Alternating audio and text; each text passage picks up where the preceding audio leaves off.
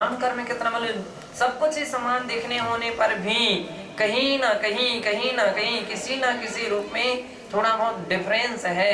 और इस कारण से इतनी असंख्या मान लीजिए जितने भी मनुष्य हैं उन सभी मनुष्यों के चेहरे में कहीं ना कहीं अंतर है।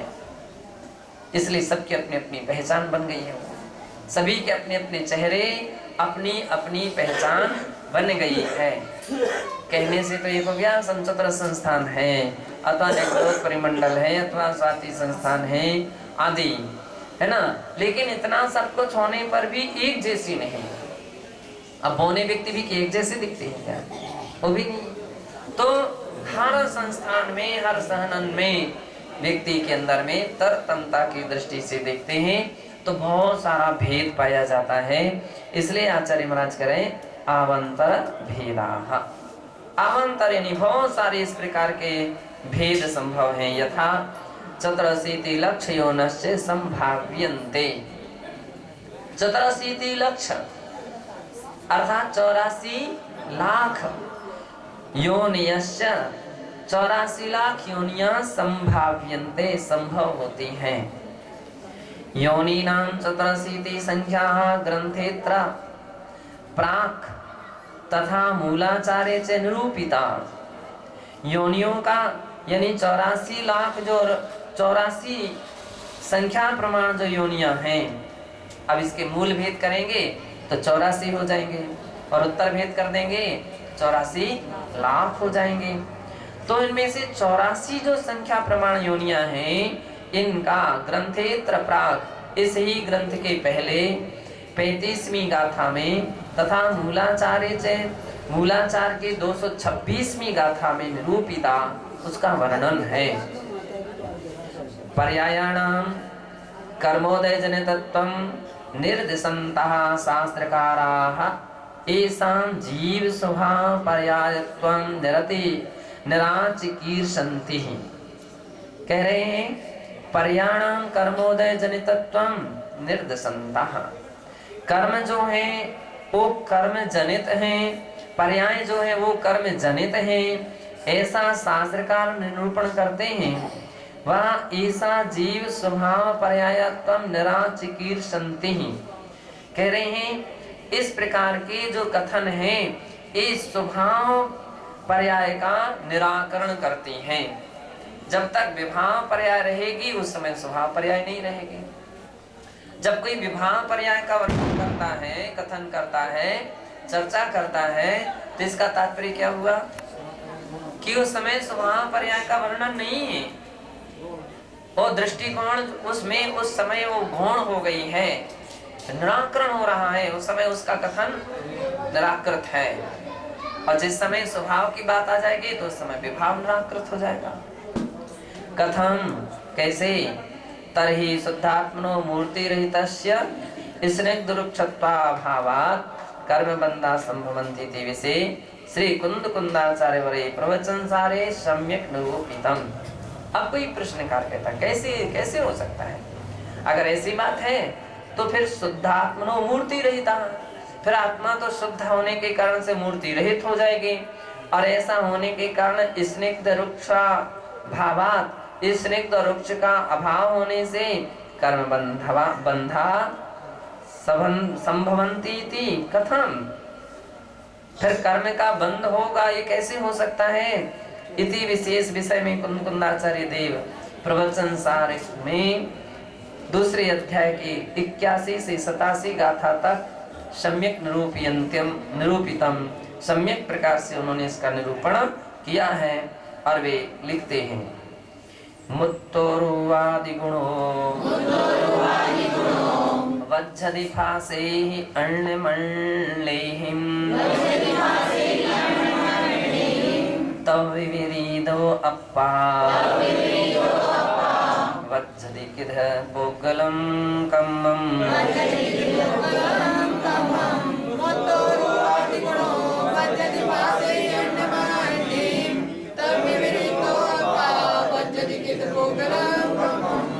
कह रहे हैं मुत्तो रूपादि गुणों जितने भी रूप आदि गुण हैं ये सब मूर्तिक हैं। क्यों है? क्योंकि ये मूर्त द्रव्य के गुण हैं, पुद्गल द्रव्य के गुण हैं। केवल पुद्गल द्रव्य में ही रूप पाया जाता है, रस पाया जाता है, गंध पाई जाती है, वर्ण पाया जाता है, यानी स्पर्श पाया जाता है। इसलिए ही तत्वार्थ सूत्र में कहा स्पर्श रस गंध वर्णवंतः पुद्गलः। स्पर्श रस गंध और वर्ण से युक्त पुद्गल होता है। किसी भी वस्तु का यदि आपके लिए रंग दिख रहा है, उसका वर्ण कलर दिख रहा है, तो समझ लीजिए पुद्गल है। किसी की गंध आ रही है तो समझ लीजिए पुद्गल है। अगर किसी का स्वाद रस आ रहा है, उसका स्वाद आ रहा है चखने में, तो समझ लीजिए पुद्गल है। और कोई शब्द सुनाई पड़ रहे हैं तो भी समझ लीजिए सब पुद्गल है। और वास्तविकता में पांचों इंद्रियां जो अपनी हैं, केवल पुद्गल द्रव्य को ही विषय करती हैं। पांचों इंद्रियां किसका विषय कर रही हैं? पुद्गल द्रव्य को। स्पर्श स्पर्शन इंद्रिय स्पर्श को विषय बनाए हुए हैं, रसना इंद्रिय रस का, घ्राण इंद्रिय गंध का, चक्षु इंद्रिय वर्ण का, कर्ण इंद्रिय शब्दों का। इंद्रियों के द्वारा जो भी ग्राह्य सामग्री है, ग्राह्य द्रव्य है, वो केवल एकमात्र पुद्गल द्रव्य ही है ना? केवल पुद्गल द्रव्य है। इंद्रियां पुद्गल द्रव्य के अलावा अन्य किसी द्रव्य को अपना विषय बना पाती नहीं। आंखों से जीव अवस्था को नहीं देखा जा सकता, शुद्ध जीव द्रव्य को नहीं देखा जा सकता है। धर्म अधर्म आकाश काल को नहीं देखा जा सकता है। कोई भी इंद्रियां आंख नहीं दे सकती, स्पर्श नहीं कर सकती, कर्ण इंद्रिय उसको सुन नहीं सकती। क्यों? क्योंकि वे मूर्तिक नहीं है। वो क्या है? मूर्तिक नहीं है, अमूर्त है। और दूसरी बात क्या है? वे अमूर्त हैं। इस कारण से ये इंद्रियां उसके लिए अपना विषय नहीं बना पाती हैं। पूज्य आचार्य भगवान कुंद देव यहाँ पर ये कह रहे हैं, रूपादि गुणों से रहित आत्मा, आत्मा में रूप नहीं है, रस नहीं है। आत्मा को कभी देखा नहीं जा सकता। कोई व्यक्ति आंखों से देखना चाहे तो आत्मा देख सकती है क्या? नहीं देख सकती।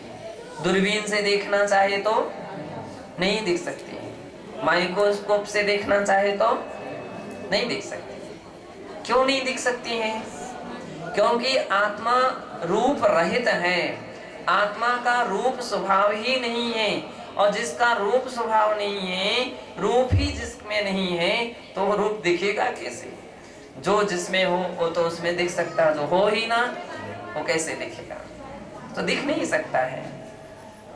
तो उसको आंखों से देखने की बात व्यर्थ हो गई। जो लोग आंखों से देखने के लिए प्रयासशील रहते हैं, प्रयत्नशील रहते हैं, तो उनका तो प्रयास बिल्कुल व्यर्थ है, निरर्थक है। कितना भी प्रयत्न करते जाइए, कितना भी प्रयास कर लीजिए, असंभव कभी संभव हो सकता नहीं है। पत्थर के ऊपर कभी पेड़ उत्पन्न नहीं हो सकता है, आकाश में कभी फूल नहीं हो सकते। इसी प्रकार से आत्मा का कोई रूप नहीं हो सकता है। जितना भी रूप दिख रहा है ये पौद्गलिक रूप है, पौद्गलिक है। तो आत्मा का रूप नहीं है और आत्मा का रस नहीं है। आत्मा को कोई चखना चाहे तो आत्मा का कोई चख नहीं सकता, क्योंकि उसका भी स्वाद नहीं है, वो तो अमूर्तिक है। आत्मा का कोई गंध लेना चाहे है, शरीर को जला दीजिए तो फिर भी गंध आ सकती है, शरीर सड़ जाए तो गंध आ सकती है, किसी के शरीर में स्वभाव से सुगंध आ सकती है, लेकिन आत्मा से ना सुगंध आती है ना दुर्गंध आती है। क्यों? आत्मा का गंध स्वभाव ही नहीं है, गंध स्वभाव ही नहीं है, तो उसकी कोई गंध नहीं आ सकती। तो स्पर्श है क्या? आत्मा ठंडी होती है कि गर्म होती है, कि हल्की होती, कि वजनदार होती है, रूखी होती, चिकनी, कैसी होती है? आत्मा इन सब से रहे।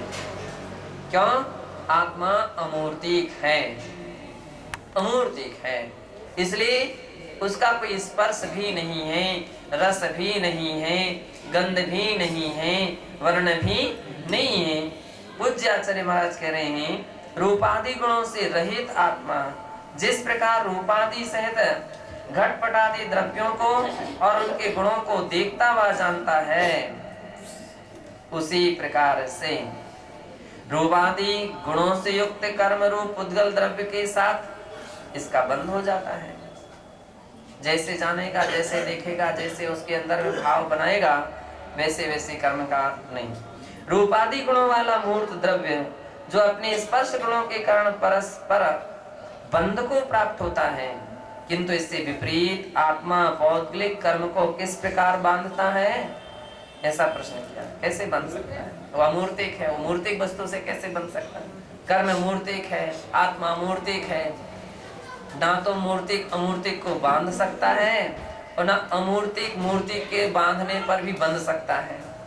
आकाश को कोई बांधना चाहे, कितना भी प्रयास कर ले, रस्सी से रस्सी तो बंध जाएगी, लेकिन आकाश नहीं बंध सकता है, क्योंकि अमूर्तिक है।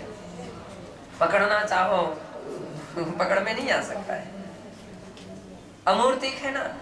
इसी प्रकार से प्रश्न किया गया कि कर्म तो मूर्तिक है, आत्मा अमूर्तिक है, फिर एक दूसरे का परस्पर में बंध कैसे हो जाता? आप कहते हैं आत्मा कर्म का बंध करती है, तो इसके विषय में कहते हैं रूवादि एहि रहितो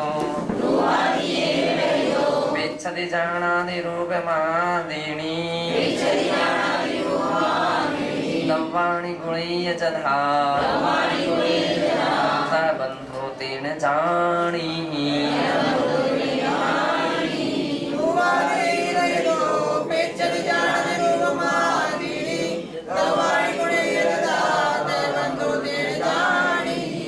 तो कहने का तात्पर्य आचार्य महाराज कह रहे हैं कि आवश्यकता नहीं है कि अमूर्तिक मूर्तिक से बंध नहीं सकता है या मूर्तिक अमूर्तिक से नहीं बन सकता है। उदाहरण दे रहे हैं कि जैसे रूपादि रहितो, रूपादि से रहित आत्मा भी रूपी पदार्थ को देख सकता है कि नहीं देख सकता? अब देखने वाली कौन है? जो भी देखने वाली है, वस्तु को सुनने वाली है, समझने वाली है, केवल आंखें नहीं देख रही हैं।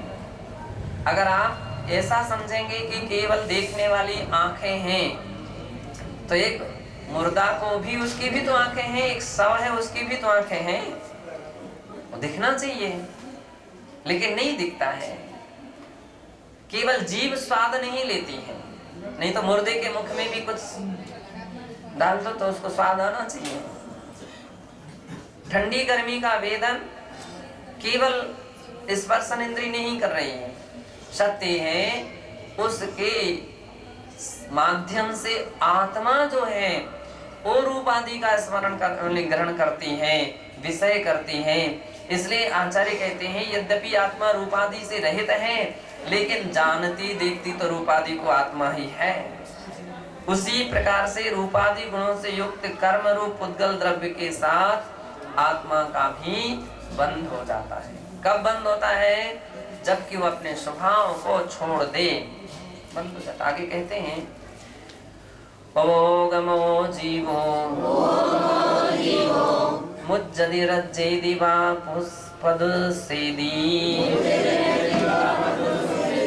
पप्पा विविधे विषे जो हि पुरोते हि संबंधो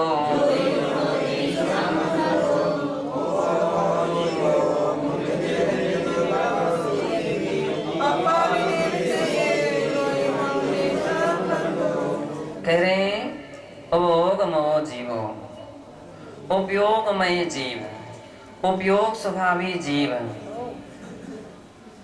विविध विषयों को पाकर के मोहित होता है।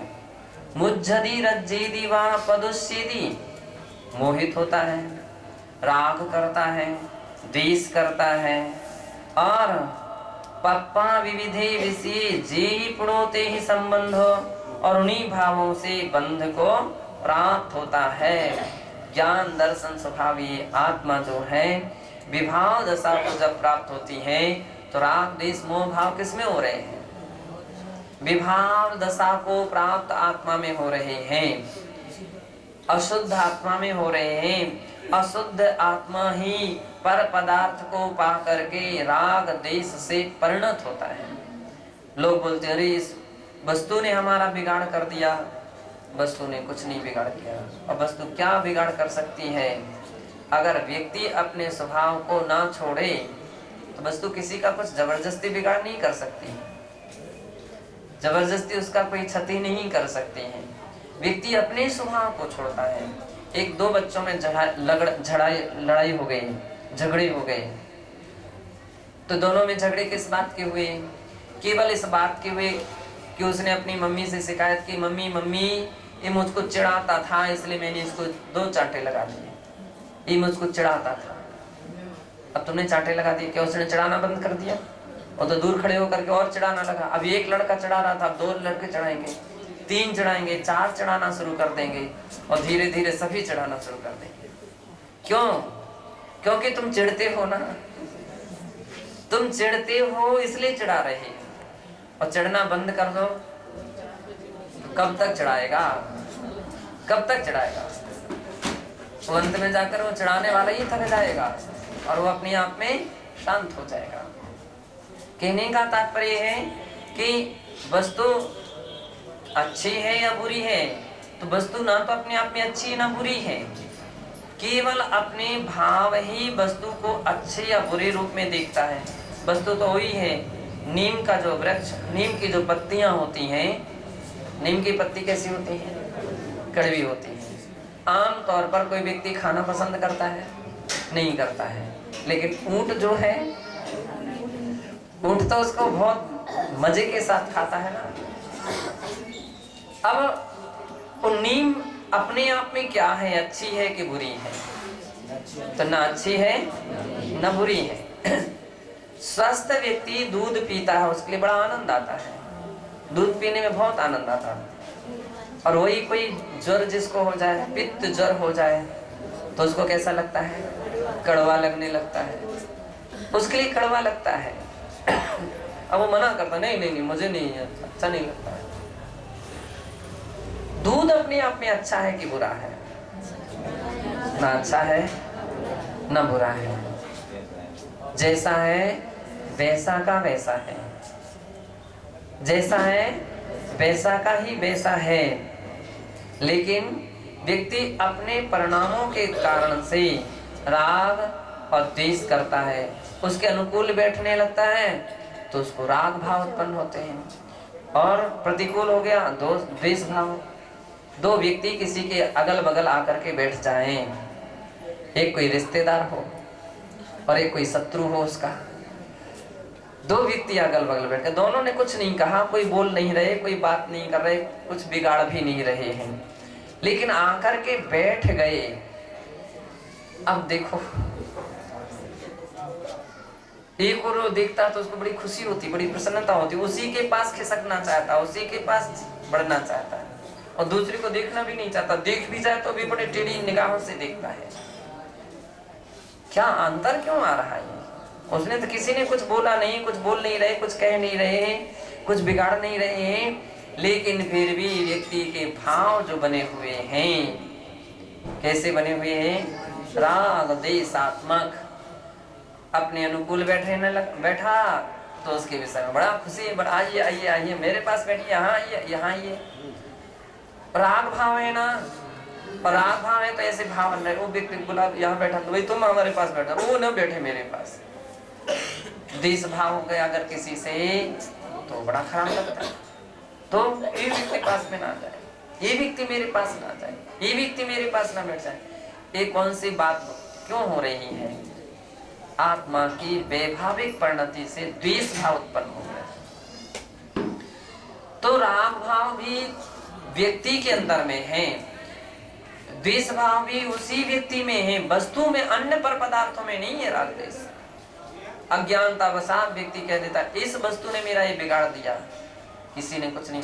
तलवार वही है, एक तलवार पे व्यक्ति आपके ऊपर प्रहार करता है, एक डंडा समझ लीजिए, डंडा आपके ऊपर प्रहार करे तो आपके लिए डंडा बहुत खराब लगता है, फेंको इस डंडे को।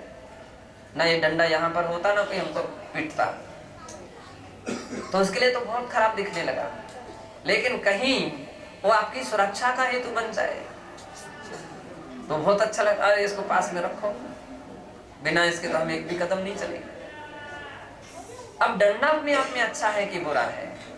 वो तो ना अपने आप में अच्छा है, केवल व्यक्ति अपने भावों के कारण। इसलिए यूं कहा जाता है कि वस्तु नहीं बदलना चाहिए,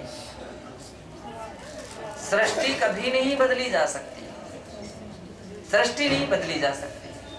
बदली जा सकती तो क्या बदली जा सकती?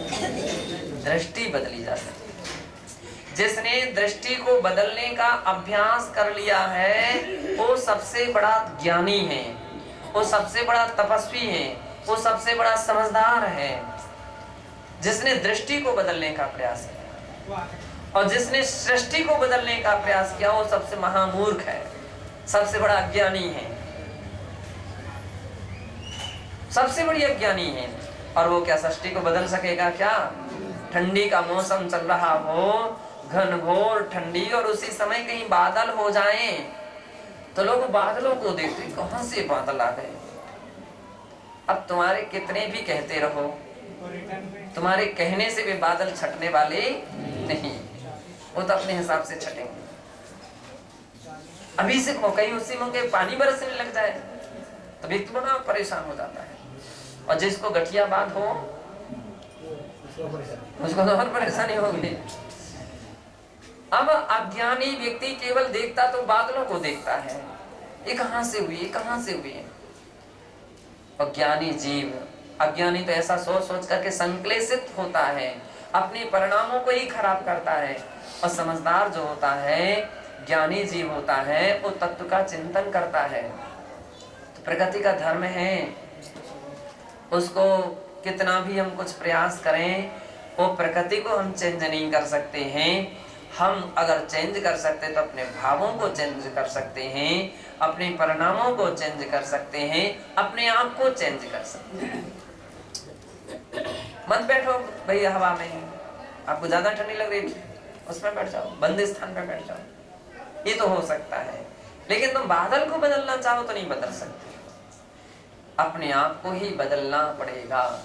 ज्ञानी जीव केवल अपने आप को बदलने का प्रयास करता है, अपनी दृष्टि को बदलने का प्रयास करता है, इसलिए वो ज्ञानी है।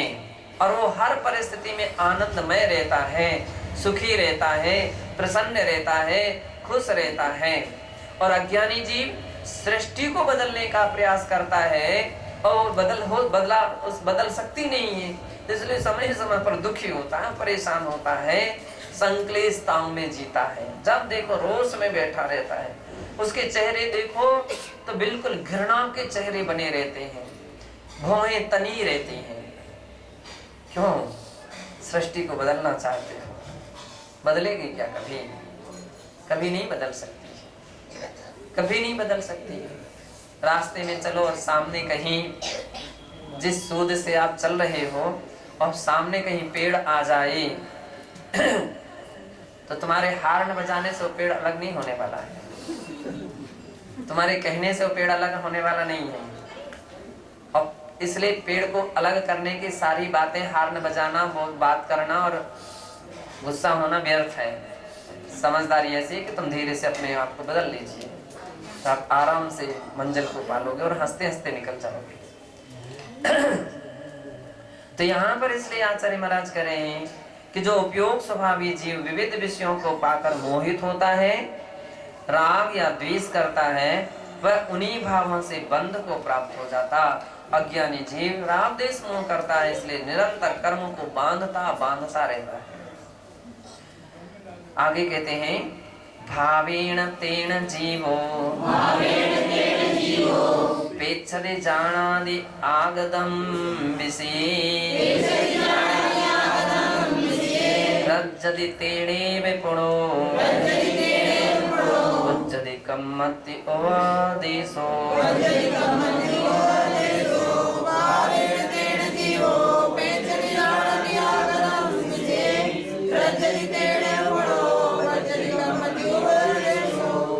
कहते हैं भावेण तेन जीवो पेच्छति, जीव जीर्ण भावेन अथवा पदार्थों के लिए जानदी पेक्षदी देखता है, जानता है, आगदम विषय और आने वाले उन विषयों में रज्जदी राग करता है, तीणीव पुणो वज्जदी कम्मत्य उपदेशो, उन्हीं उसी प्रकार के कर्मों से वह प्राणी बंध को प्राप्त होता है, उसी प्रकार से कर्मों को बंध को प्राप्त होता है। ऐसो उपदेशो, ऐसा उपदेश है, जिनेंद्र भगवान का उपदेश है कि जो व्यक्ति इंद्रियों के विषयों में आए हुए पदार्थों के जिस भाव से उनको जानता देखता है, राग करता है, उसी भाव से पौद्गलिक द्रव्य कर्मों का उसके आश्रव और बंध होता है, ऐसा भगवान जिनेंद्र कहते हैं। फासे ही पुग्गलाणम बंधो जीवस्य रागमादिहिम अल्लोल सवदाहो पुग्गल जीवप्पगो भणिदो।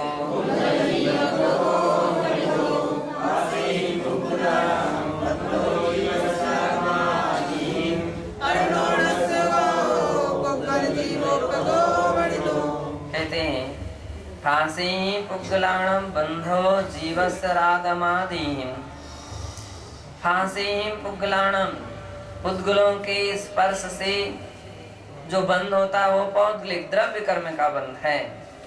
जीवस्य रागमादिहिं, और जो जीव के राग आदि के द्वारा बंध होता है वो भाव कर्म है, भाव बंध है। अल्लोल सवदाहो पुग्गल जीवप्पगो भणिदो, कह रहे हैं इस प्रकार से परस्पर में अन्योन्य जीव बंध और पुद्गल और जीव का परस्पर अवगाह प्रद्वेषानुप्रवेश जो है वह पुद्गल और जीव इन दोनों को बांध देता है। दोनों अपने स्वभाव को जिन्होंने छोड़ा है, जीव ने अपना स्वभाव और पुद्गल ने अपना स्वभाव छोड़ा है, तो फिर दोनों बंध को प्राप्त हो गए। मान लीजिए ज्ञानावर्णी कर्म की स्थिति किसी के लिए 10 कोड़ा कोड़ी सागर की बन गई, तो इसका मतलब है कि जीव ने भी अपना स्वभाव छोड़ा है, तभी तो उस कर्म का आश्रय बंध हुआ। सभी को क्यों नहीं हुआ? एक ही व्यक्ति को क्यों? एक ही व्यक्ति ने ऐसे भाव बनाए, खराब किए हैं, अपने स्वभाव से विचलित हुआ है, तो उसके लिए भाव से च्युत हुआ। और वहां पुद्गल द्रव्य की जो शुद्ध दशा परमाणु थी, शुद्ध दशा क्या थी? पुद्गल परमाणु था। उस पुद्गल परमाणु ने अपने स्वभाव को छोड़ा तो विभाव दशा को प्राप्त हुआ। पुद्गल द्रव्य की विभाव दशा क्या है? स्कंध, ये विभाव दशा है, और परमाणु इस स्वभाव दशा है। तो पुद्गल द्रव्य ने अपना स्वभाव छोड़ा, वो भी स्कंध को प्राप्त हुआ। दोनों ने अपने स्वभाव को छोड़े, इसलिए दोनों बंध को प्राप्त हो गए, दोनों बंध को प्राप्त हो गए। दो व्यक्तियों में झगड़े हुए, उसने उसको गाली दी, उसने उसको गाली दी, झगड़ा शुरू हो गया। अगर एक गाली दे और दूसरा शांत रह जाए तो केवल एक ही अपराधी माना जाएगा, एक को ही दंड मिलेगा, दूसरे को नहीं मिलेगा। लेकिन दोनों एक जैसे हो गए, दोनों कहीं गाली देने लगे, तो फिर तो दोनों के लिए सजा मिलेगी। तुमने गाली दी तो तुमको सजा, और उसने गाली दी तो उसको सजा। आखिर में ऐसा क्यों किया? एक को तो शांत रहना चाहिए, एक को तो शांति से बैठना चाहिए था। एक शांति से बैठता तो उसके लिए कभी सजा नहीं होती। इसी प्रकार से आचार्य महाराज कह रहे हैं, जीव और पुद्गलों की एक ऐसी स्थिति होती है, जीव भी अपने स्वभाव को जब खो देता है, पुद्गल भी अपने स्वभाव को खो देता है, और दोनों विभाव दशा को प्राप्त हो जाते हैं, तो फिर कर्म का आश्रय बंध प्रारंभ हो जाता है और वो बंधक कहा जाता है। और कहते हैं सपदेशो सो अप्पा देशु पदेशेषु पुग्गला काया पविसन्ति जहाजोगम चिंतन्ति जन्ति बंझन्ति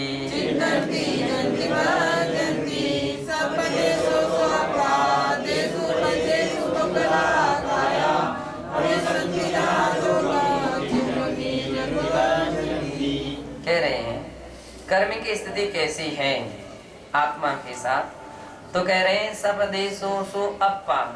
अप्पा यानी आत्मा जो है सब प्रदेशी है। कितने प्रदेश हैं आत्मा के? कितने? संख्यात की असंख्यात की अनंत? असंख्यात। आत्मा कितने प्रदेशी है? असंख्यात प्रदेशी आत्मा है। अंत्य संख्या जीवे उद्गल धर्मा धम्यंतयाया से उत्तर तिव प्रदेशा काल से गुणा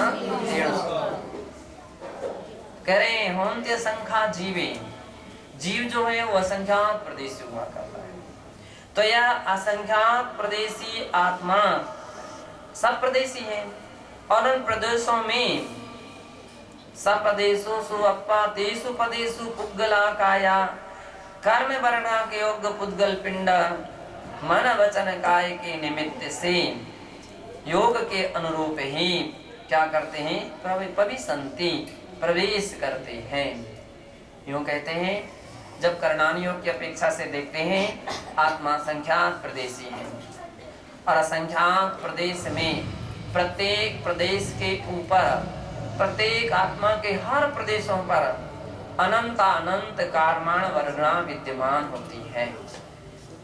अनंत कारमाण वर्गणा विद्यमान है और अनंत कारमाण वर्गणाओं में भी दो प्रकार की है। एक विश्वसोपचय रूप होती है और एक विश्वसोपचय रूप नहीं होती है।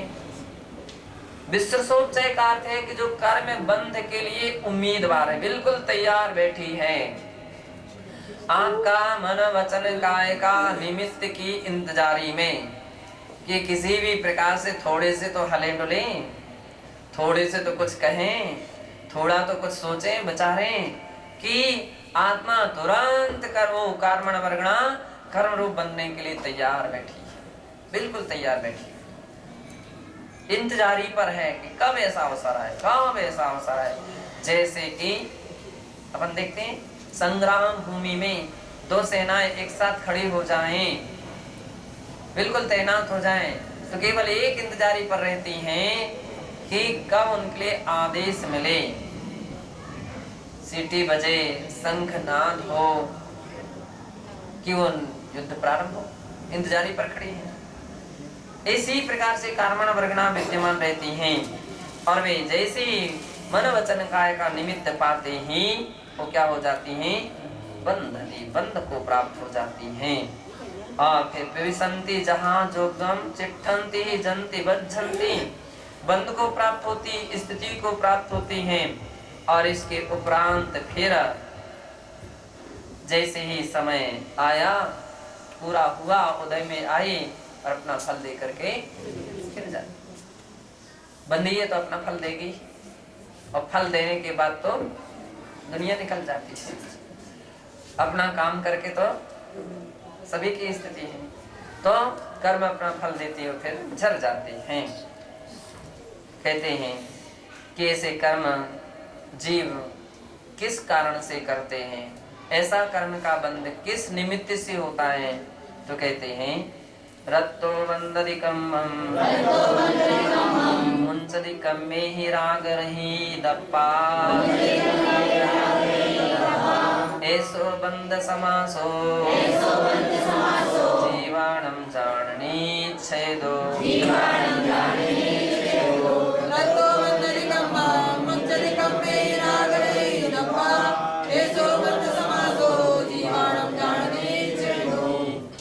कम्मम रत्तो बंधदि कम्मम, रत्तो यानी रागी जीव, कम्मम बंधदि कर्म को बांधता है, मुंचदि कम्मी ही रहे दप्पा, राग रहित दप्पा जो राग रहित होता है वह आत्मा कर्म को छोड़ देती है। ऐसो बंध समासो, ऐसा संक्षेप में बंध की परिभाषा है या उसका स्वरूप है। जीवाणम जान निच्छेदो, इस प्रकार से जीवों को निश्चय से जानना चाहिए। इससे मिलती जुलती गाथा अन्य जगह आती है और वहां पर कहा गया है रत्तो वंददिकम मुंसति जीवो विराग संपत्तो देशो जड़ो विदेशो तम्मा कमेसु मा। समझ सारे? रत्तो वंददिकम, रागी जीव कर्म को बांधता है और विरागी जीव कर्म को छोड़ता है, ऐसा जनेंद्र भगवान का उपदेश है। इसलिए हे जीव तू राग को मत कर, राग को मत कर, ऐसा वहां पर कहा गया है। एवं कर्म बंधे संगते सते नाम कर्मोदय पर्याय अपि जीवस्य संगमनीयाः। इस प्रकार से कर्म बंधे संगते सते, आत्मा के कर्म बंध के होने की संगति होने पर नाम कर्मोदय पर्यायापि, नाम कर्म के उदय और उससे होने वाली पर्यायों की भी संगमनीयाः, संगति समझ लेना चाहिए।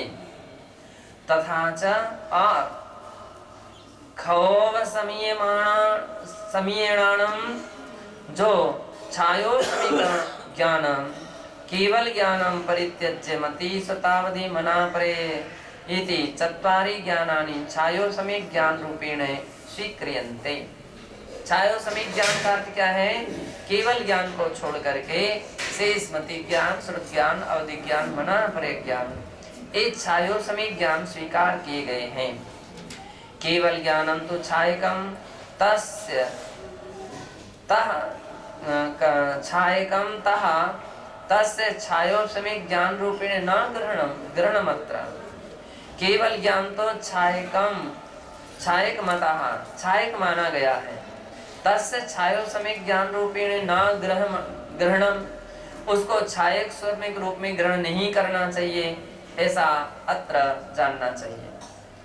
ज्ञानावरणीय सर्वघाती स्पर्धकस्य, ज्ञानावरणीय कर्म के सर्वघाती स्पर्धकों का अनुदय प्राप्त से सदवस्था उपसमाह, अनुदय को, जो अभी उदय को प्राप्त नहीं हुए हैं, उनका सदवस्था रूप उपशम होना, तस्सैव उदयाभावाच्छया, और उनका ही तत्कालता में उदय का अभाव रूप क्षय, और देशघाती स्पर्धकस्य च उदयाः, देशघाती स्पर्धकों के उदय से तदोपलम्भमानो, उससे उत्पन्न होने वाला जो ज्ञान भाव, जो ज्ञान भाव है, तस्सैव छायोपसमिक ज्ञानमिति संज्ञा विज्ञेयः, उसको ही छायोपसमिक ज्ञान कहते हैं, ऐसा जानना चाहिए।